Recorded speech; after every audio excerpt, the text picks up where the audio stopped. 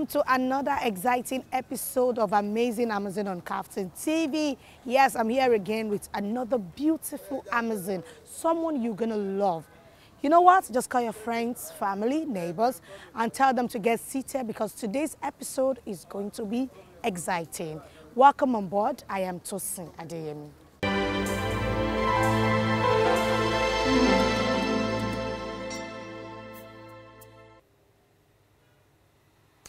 Yes, today I will be speaking with the Queen and Olori. She'll be speaking with us about the role of a queen in the community, what is the responsibility of queens, especially when it comes to nation building, development, growth, something that will boost the country, that will make the country a better place. She'll be sharing her story with us first, how she became a queen and what impact she has been able to make in our own community. So join me. All right, welcome to the discussion part of the show. This is where we get to meet our Amazons for the weekend. And my guest for today is a very special personality, someone you love to meet and hear her speak. She is the Queen of Orile-Igbon, Ogbomosho Zone in Oyo State. She is Queen Olusola Adedoyin Alao. So nice to have you, ma'am. Thank you. Thank you for having us and for giving us the privilege as well to meet you. Well, I'm grateful you came. All right, so I would like to meet you, like to know more about you. How would you describe who Queen Olusola Adedoyin Alao really is? Well, to the glory of God, I'm a child of God. I'm someone's daughter. I'm a mother. I'm a wife. I'm also a student. I was a banker. I was an MD of a bank. You can say I'm just, I have so many roles to my life, to the glory of God. And I'm trying as much as possible to ensure that I play a very adequate role that is required of me in all these different segments and stratas of life. Good. All right. I've heard a lot about you and I've read about you as well. But we'd like to meet you. How would you describe your childhood? Let's begin with that, like your background, growing up, childhood. Well, my father is Dr. Prince Samuel Adedoyin. I would say I had a very privileged background. I'm well brought up. A strong Yoruba child. My dad happens to come from Agbamu. He's an Igbomino. Okay. Yoruba, Kwara. And my mom happens to be a Lagosian. From one of the Lagos prominent families. And she died when I was roughly about 7. I'm an only child of my mom. Okay. So I never really got to meet her well and spend time with her. So I can rightly say my father did his best. So with my grandparents, all my grandparents played very, very active role in my upbringing. So I can say I'm Omo Agba. Omo grandma. both grandmas, grandfather. So we bless God. Yeah. All right, but there's always this general saying or belief that any child who grows up with grannies, grandmas, they're always being over-pampered, kind of. Did you experience that? Well, I would not say because my grandmother, both of them were quite strict. Okay. My mom's mom, yeah, was good at pampering, but my dad's mom was a very strict, strong woman. And she was equally royal.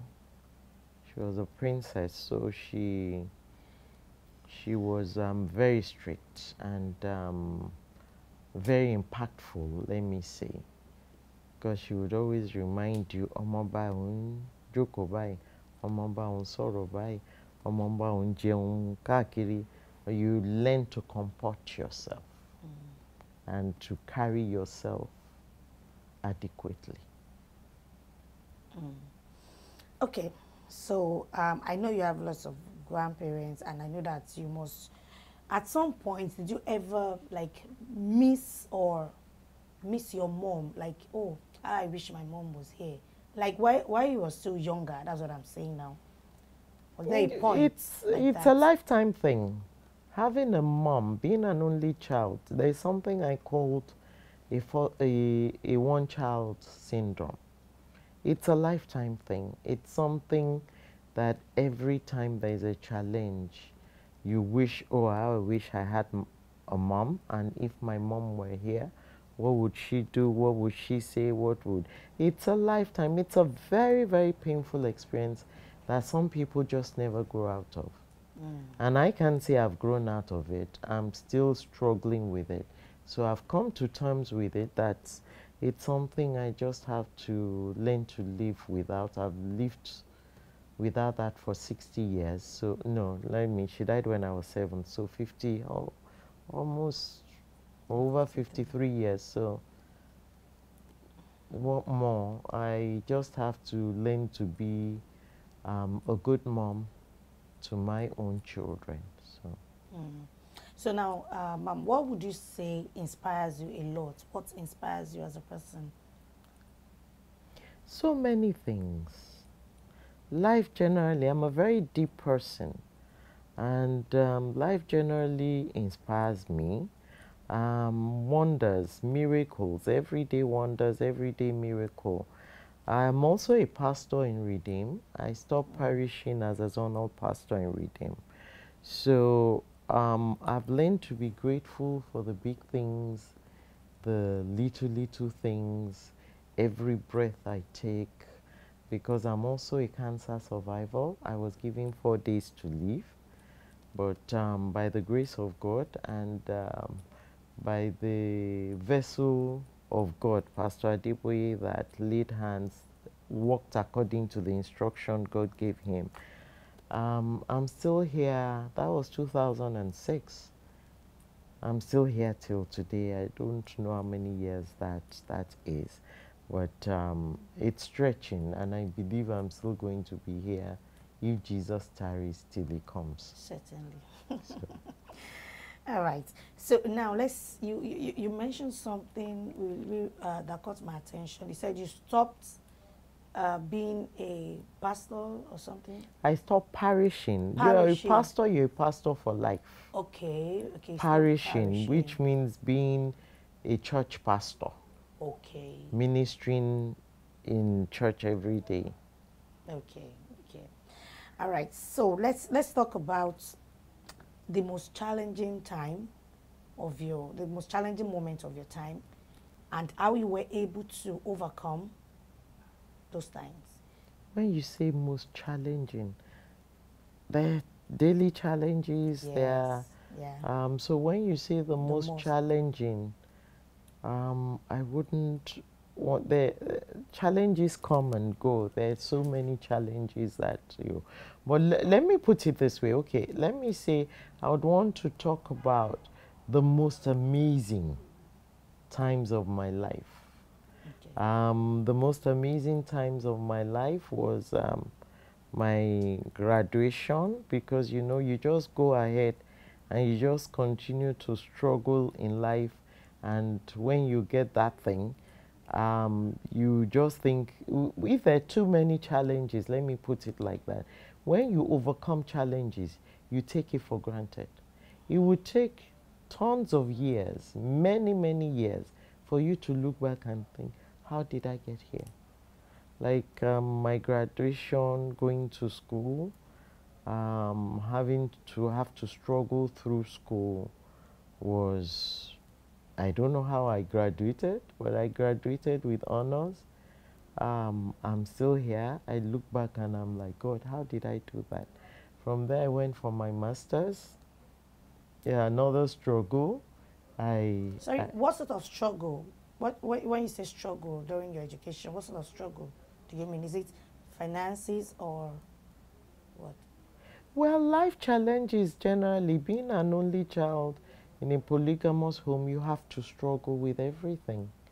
No matter how privileged you are, your mom is not there. That's a struggle.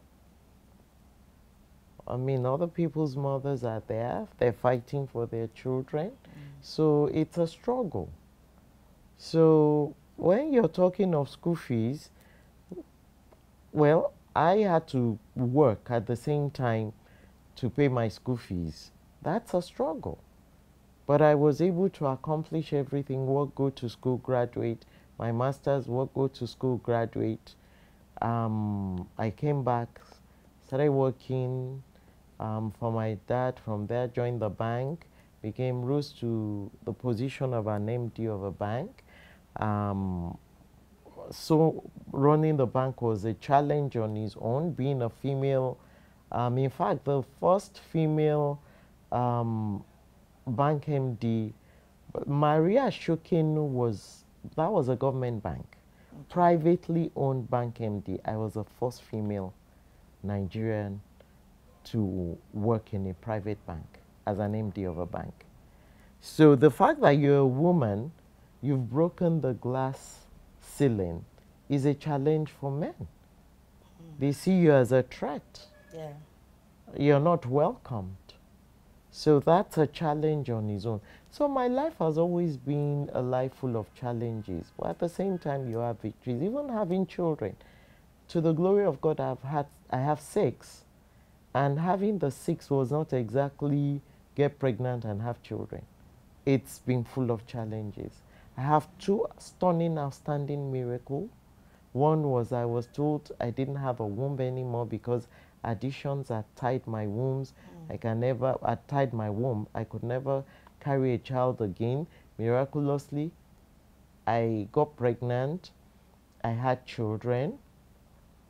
They were in a sack, not exactly in the womb, but I carried them to town. I had them. That's a challenge. They're 21. They turned 21 1st of October. These twins, having a child at the age of 59, it's another challenge. So it's been life full of challenges, but also full of victories. All right.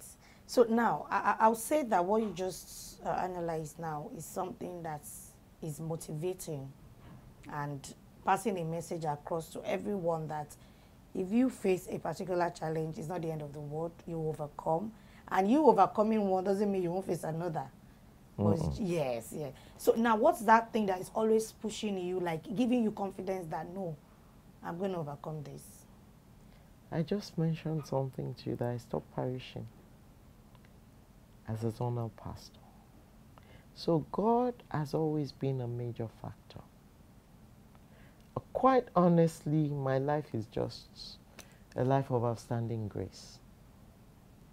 God has been a major, having cancer and being told that everything they've done had failed in the midst of affliction, and then you only have 4 days to live. 2006, this is 2022.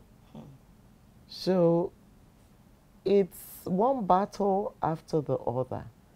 But I've always learned one thing, probably because I have too many battles, I've always learned to focus when I'm battling and to give it my all. Okay, focus, that's the word. Thank you so much for that. Now, I would like to ask you, being an Olori, or before I even get there, would you like to talk a bit about your marriage? Like, how did you meet your spouse? Where did you meet him? Well, we have talked about it. Life of challenges. We met when we were both going through challenges of life. And from there, I would say we became We're working with at the Tunji Braithwaite Foundation, and Dr. Braithwaite just made a statement one day, not knowing that he was actually prophesying, and said, "My husband also happens to be Shola." Okay. He said, "Shola, ba mi toju Shola." So, and like a grown woman, a grown man take care of a grown woman. What's the meaning? I just said, "Daddy, daddy." You know, just one of those things Daddy talk about. And from there, we started taking interest in each other, started discussing about life, knowing that, okay, fine, we all have challenges, and started praying together. And from there, one thing led to the other, and we became husband and wife. For how long now? 10 years. 10, okay. All right, so now I would like to ask you also that being an Olori, because you say you are a woman of God and being in the palace, and there is this general misconception about royalty, your faith, culture, and all of that. How do you combine all of that together and doesn't affect your faith? Well, a lot of people find it difficult to draw the line between culture, tradition, and spirituality. Yeah. They're three clear and distinct things. Now, for spirituality, I believe in God. My means of getting to God is through the Lord Jesus Christ. I believe in God the Father, the Son, and the Holy Spirit. That is me, my spirituality. Now, culture is, this is what we do, this is the way we do it. Do you understand? That is different. Like, okay, let me say culture. For instance, Yoruba culture, if you want to get married, they would do the introduction where the family will get to know each other. From there, they will go. After the introduction, that does not mean that you have a pass mark. Yeah. They still have to go and do the investigation. Exactly. They send the mysteries, find out, oh, what part of Yoruba is the person, what do they do in their family, do they have, the way they used to do it, oh, what is their culture, what is their tradition, their taboos, their successes, their failures, and things like that.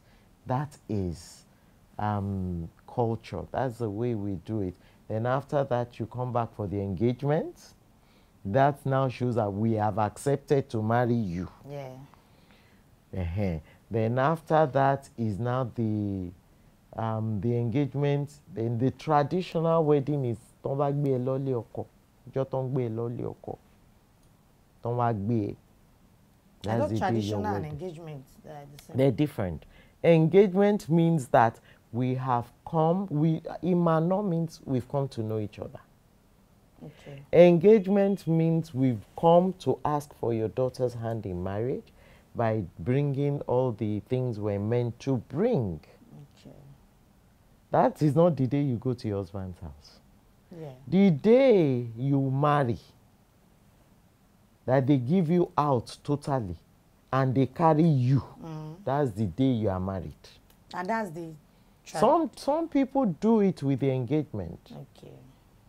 Some, because as you know, usually when they do the letter, some people do the response the same day. Some people might not. They'll choose another date and say we want to, that is after the investigation, to see if we're even going to agree to the proposal. So there are ways you can amend and modify to suit your own personal purpose, but the culture is still the culture. So there are three different distinct things: culture, tradition, and spirituality.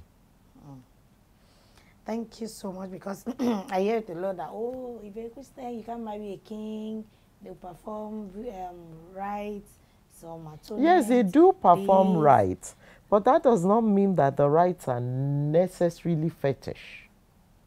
Okay. I don't agree with you. I mean, we were in Ikpebi, for instance. When you're in Ikpebi, you're taught the traditional things. What an Olori is meant to do, what the king is meant to do. Ikpebi means all the people in the community will get together. The traditionalists will come. They'll come and pray for the king every day. The pastors will come and pray for the king every day. The Muslims will come because the palace belongs to everybody. So all the different groups will come and pray. Not just the spiritual angle, even the elderly people in the community will come and say their own prayers. Àwọn opó will come, those are the widows. So those are things you're done. So right, yes, they tell you what to eat, what not to eat, how to dress, how not to dress. There's so many things involved. So many. Okay. All right. Thank you so much for shedding light on that, because that's really a major thing, that misconceptions in people's mind that they really say, and they feel like, oh no, if you're a devoted Christian or a devoted Muslim, you cannot be in the palace, you involve yourself. But since you said not all the rites are completely fetish, and the fact that even the palace is meant for everyone. Yes, but you have to, tradition is different from being fetish. Yeah. Do you understand what I've said it? Spirituality, culture, and tradition, they're distinct. Three different distinct. All right, thank you so much. We'll go on a short break now. So when we come back, we'll talk about, I want you to talk about the role of a queen in the community. So, right, viewer, you need to stay with us. We'll be back after this time out to discuss more. We'll be back.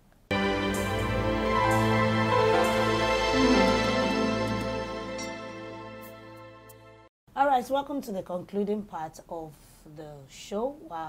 Before the break, I've been speaking with Queen Olusola Adedoyin Alao, and we've been talking and chatting and saying a lot about herself. Right now, we'll be moving to the next conversation, which is the role of a queen in the community. But before then, I would like to ask you, when you got married, I'm sure you didn't get married to your husband when he was a king. It was afterwards. Yes. When the title, or how would I call it? I use title, right? When the title came, how did you feel about it?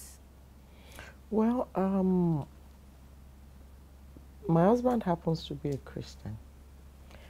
In fact, a son of a pastor. Wow. A CAC minister. Aha.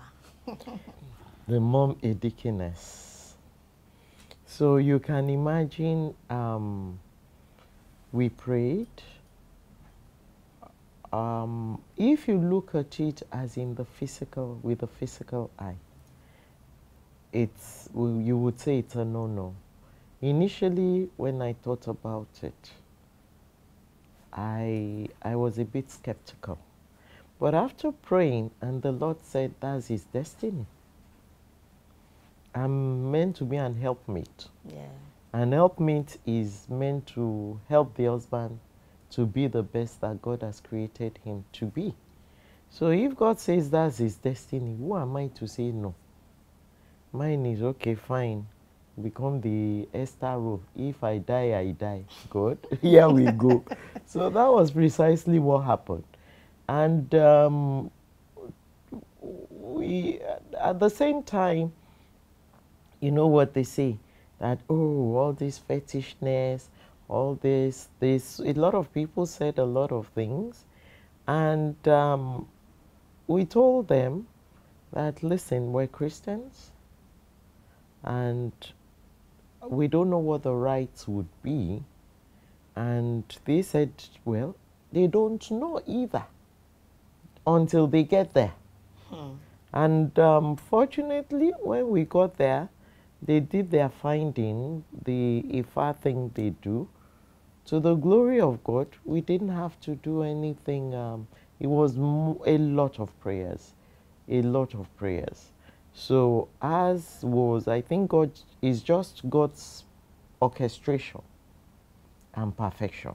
As was more prayers than, you can't stop them from doing their findings, because Ifa is basically divination. Yes. So you can't stop that. So they did all their divinations and all the prayers that they were requested to say. They prayed for us, encouraged us, and that was it, to the glory of God. And the whole family embraced it. They had no choice. Well, most of the families are Christians. And they all embraced it. They accepted? It's, well, number one, I didn't choose their family lineage and what they inherited. Is they came, I didn't even know my husband was a king. I was a prince when I met him. I met him as an Otumba. Okay. So something just started making me call him prince. The day I discovered he was a prince, it was as if I actually prophesied it into his life. The day I discovered he was a prince, I almost fainted because I was not expecting it. But fortunately, I would say I had been prepared, because I lived with my father's mom, and she brought me up as a princess. And she would always tell me that a princess is served, but she is meant to serve other people, and Olori is meant to serve other people. Okay. Princesses can be served because they're omobas. You can spoil them, you can serve them. But Olori is meant to be at everybody's service. You're there to serve. As my husband would say, a king is a calling. You're there to serve your community. You're there to serve your people.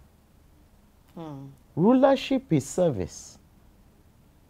It is when you don't have the full understanding or knowledge that you think you're being served. You are the one serving other people. So it's a lot of work for you. It is a lot of work. So now this takes me to the next question. You are almost answering the question already. That's the role of a queen in a community. Just like you've said that a queen is meant to serve and not to be served. So now I want us to put it on in layman terms, that what is the role of a queen? We know we have so many queens, especially in Lagos, to even begin with. And most people don't know the role of a queen. Is it just to sit down in the palace, be the queen, just looking the queen beautiful. and the queen, the statics, the looking palace. beautiful. Yeah. Glamour. Is there more to being a queen? There's a lot more. It's not even about the beauty, it's not about the glamour. Beauty is in the eye of the beholder. Now, the service of a queen, the first thing is you're a queen to a king. You have to serve the king. You have to, because like I was told, you have to ensure his food. It's not everybody and anybody that can cook his food. It's not everybody that can serve his food. That's number one rule. Number two is that anything and everything going on in that palace is your responsibility. Because your husband is very busy taking care of his people. So, and the palace belongs to the people. They come and go. They need one thing or the other. While Kabiyesi is busy, a queen fills in for the king. Like a PA. You are everything. You're a wife, you're a mother, you're a sister, you're a secretary, you're a PA. Manager. You're a cleaner, you're everything to him. So you make sure that everything is in place, and anything and everything that needs to be done must be done. You supervise and ensure, probably if there is a gathering that the king cannot go, so the Oloye is representing and whatever, you call the palace assures to ensure that those going with the Oloyes, they carry the staff of office, or everything must be, you have to arrange and ensure it's properly done. Then people would come, you have to entertain them, you have to feed them. A palace, there must always be things going in and out. People come, you give them drinks, you give them snacks, food, those that are hungry, whatever you have to give, you give. And you also have to be very prayerful. Because if Yorubas will say, Tiluba Toru, same as in the Bible, when the righteous ruleth, the people rejoice. So you have to be extremely prayerful that things, everything, people are having baths, the normally things at the town, everything, the country or your domain is fruitful, joyous, and peaceful. Okay, I used to, okay, I watched the movies very well, that when there is a king, maybe in a community, people come, bring issues like, okay, this is what is happening in my community. Do you experience that here as well? Oh, all the time. Like when there are land matters that needs to be resolved, most of the time KBC handles that. When there are government issues that needs to be resolved, security issues, most of the time he handles. But when it comes to family affairs, like husband and wife are fighting, the children are not being taken care of, widows are having issues, things like that falls on my shoulders. Okay. KBC would say, Ekolori, Kolonyodre. So that's how we kind of divide the activities so that it's not overwhelming or too cumbersome. Okay, okay. Now you told us a bit about the responsibility of Olori in the palace. Yes. And in the community, kind of. So now let's talk about the country as a whole. I know that kings sometimes have a say when it comes to development, growth, improvements in the country. Is there a particular role that Queen take when it comes to nation building, developing the country? We all know that, just like you said, that the Queen makes sure that Eku can be Eku. But in Nigeria right now, Eku is not, permit me to, I want to code mix. Eku is not K'ing like Eku, and Eye is not doing like Eye.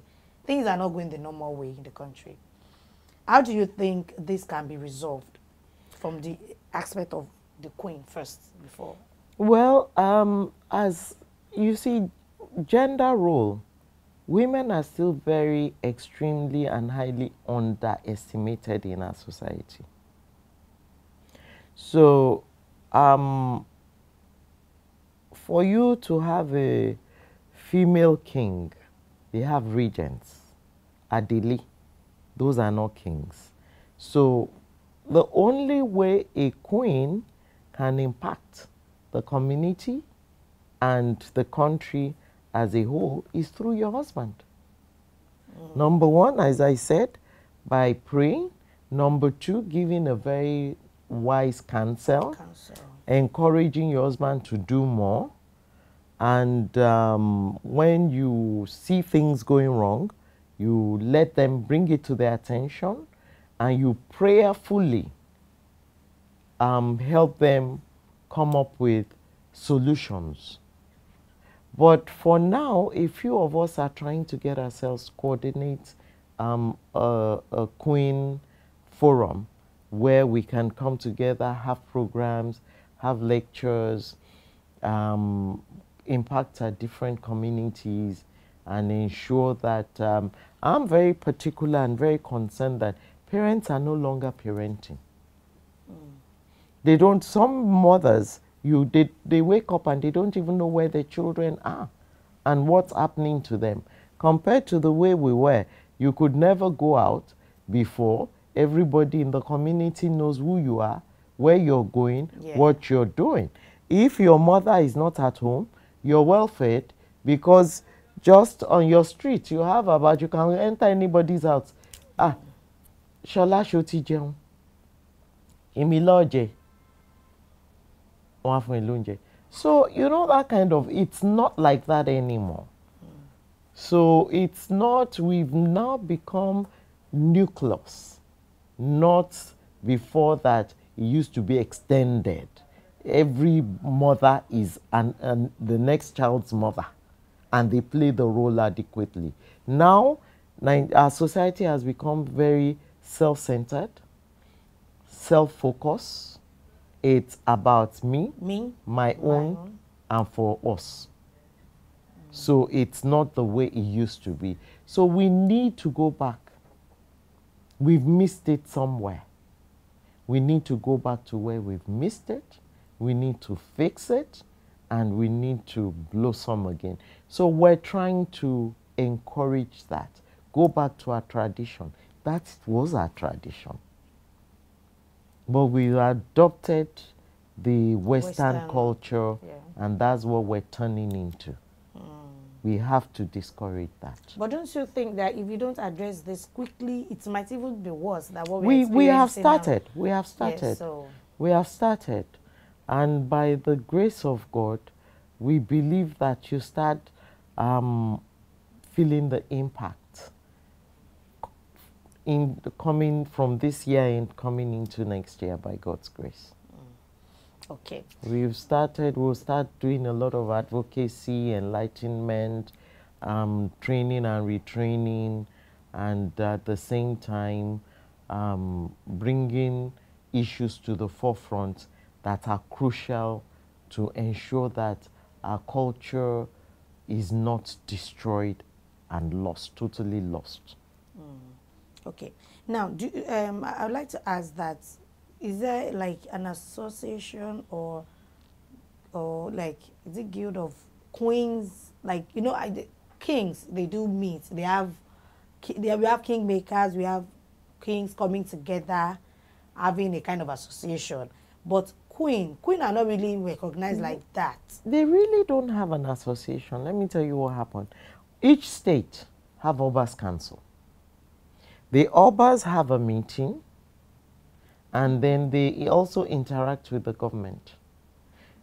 So from there, that is so they are friends. They go out, you see us at parties, we all go out together as friends, as kings, as brothers and sisters.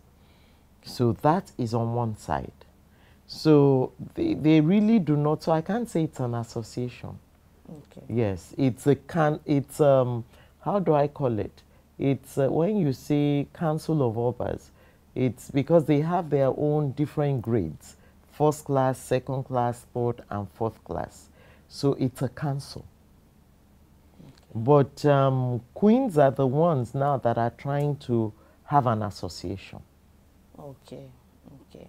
Because it's association, it's not a formal association. It's going to be like an NGO kind of thing.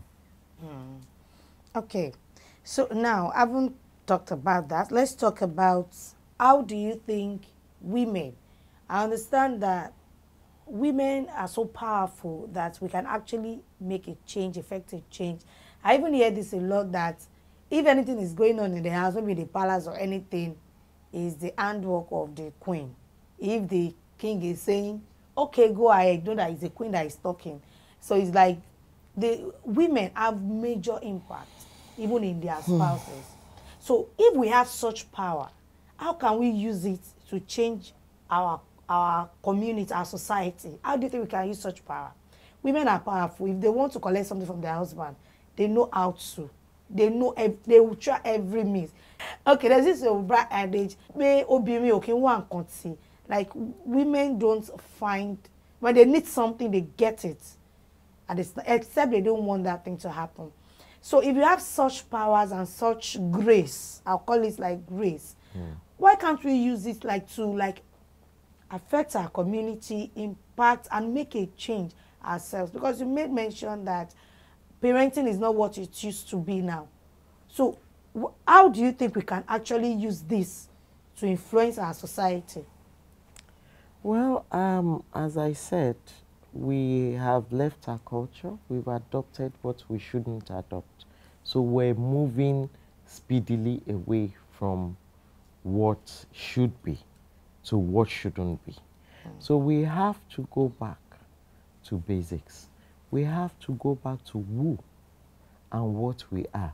You know, there is something that is very peculiar about Yoruba. Is values. Ọmọlúàbí values. Ọmọ dáadáa ni, wọ́n tọ́ dáadáa, ó jáde láti ilé rere, ó lórúkọ rere, ó ṣoríire.